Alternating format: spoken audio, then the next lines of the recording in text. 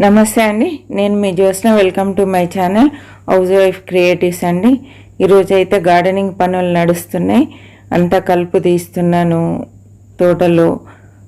అసలు ఈ వర్షాకాలం ఎప్పటికప్పుడు మనం కలుపు తీసుకోవాలండి. ఈ తీసిన కలుపు మొక్కలన్నీ ఒక బ్యాగ్లో వేసి పెడతాను నేను. ఇవన్నీ ఏంటంటే మళ్ళీ మనము మట్టి నింపుకునేప్పుడు కుండీలలో కానీ టబ్బులలో కానీ ఈ ఎండిన కలుపు అంతా నేను అడుగున వేసేస్తా అండి. అది మనకు మంచి కంపోస్ట్ లాగా తయారవుతుంది. కాబట్టి నేను అంతా జమ చేసి పెట్టేసుకుంటాను. ఏది కూడా వేస్ట్ చేయనండి. చూడండి, ఇలా కలుపు తీసిన తర్వాత మట్టి అంతా గుల్లగా చేసి మొత్తం అంతా సరి చేస్తున్నాను. ఇలా చేసుకోవాలి. 15 రోజులకు, నెల రోజులకు ఒకసారి చేయడం వల్ల మనకు మట్టి చక్కగా గుల్లగా ఉంటుంది.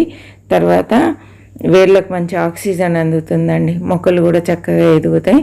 ఇలా అన్ని కుండీలు క్లీన్ చేస్తున్నాను. కొన్నిట్లలో నేను విత్తనాలు నాటుకున్నా. ఇంకా కొన్ని విత్తనాలు నాటడం కోసం మొక్కలు తీసేసి, అంటే గడ్డి చెత్త అంతా తీసేసి సిద్ధం చేస్తున్నా అండి. ఈ మట్టి మళ్ళీ ఎరువేసి, కొంచెం మేకెరు, పశువుల ఎరువు వేసేసి పెట్టేస్తాను. పెట్టిన తర్వాత ఒక 1 వీక్ తర్వాత మళ్ళీ సీడ్స్ కానీ మొక్కలు కానీ నాటుకున్నట్లయితే పశువుల ఎరువు అంటే మేకెరువు వేడి చేసి మొక్కలు ఎండిపోకుండా ఉంటుందండి. మేకల ఎరువు ఎప్పుడు కానీ వేడి చేసి మొక్కలు ఎండిపోతాయి డైరెక్ట్గా వేస్తే. ఇలా మనం కొన్ని రోజుల ముందు కుండీలలో వేసి పెట్టుకున్నాం అనుకోండి, అప్పుడు వేడి చేయకుండా మట్టిలో కలిసిపోయి చక్కగా మంచి ఎరువు, మంచి బలాన్ని ఇస్తుందండి. చూడండి, ఇలా బస్తాలలో వేసి పెట్టేసుకుంటాను నేను. ఈ మొక్క చూసారా, మట్టి ఎంత అనేది కాదు, మనం ఇచ్చే పోషకాలను బట్టే ఉంటుందండి. చూడండి, ఇంత చిన్న కుండీలో లాస్ట్లో కొంచెం మట్టి ఉంది, అంతే అండి. చూసారా,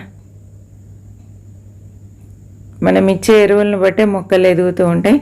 ఇలా ఈరోజు గార్డెన్లో అన్ని పనులు నడుస్తున్నాయండి. నేను చేసే అప్డేట్ మీకు ఇస్తున్నాను, ఏం పని చేస్తున్నాయి ఏంటి అనేది. ఇప్పుడు మనం దగ్గర కలుపు తీసుకోవాలండి. ఎక్కువ రోజులు కాకుండా దగ్గర కలుపు తీసుకోవాలి. ఇది సాయంకాలం పూట నేను పని చేస్తున్నాను. బీరపూలు చక్కగా పూసినాయండి. ఓకే అండి, వీడియో నచ్చినట్లయితే తప్పకుండా లైక్ చేయండి, షేర్ చేయండి. మరి ఒక మంచి వీడియోతో కలుద్దాం. హ్యాపీ గార్డెనింగ్ అండి. చివరి వరకు చూసినందుకు థ్యాంక్ యూ సో మచ్ అండి.